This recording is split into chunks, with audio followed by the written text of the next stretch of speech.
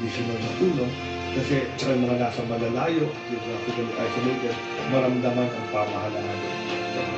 Mananatiling malaking aspeto ng isang progresibong bansa ang pagsisiguro na maayos at nakatutugon sa pangangailangan ng bawat isa ang sistema ng kalusugan. Bilang mga story.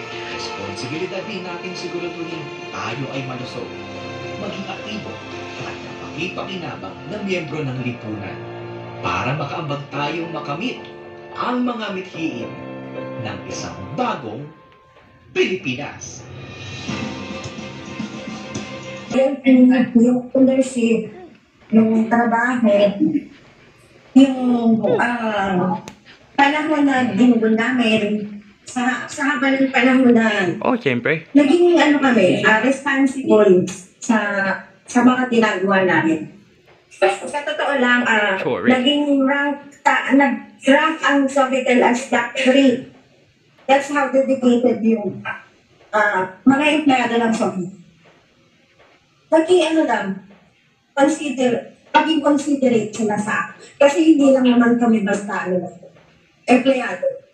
Higing pamilya niya matagal na panahon. Kasi ang mga empleyado dyan hindi lang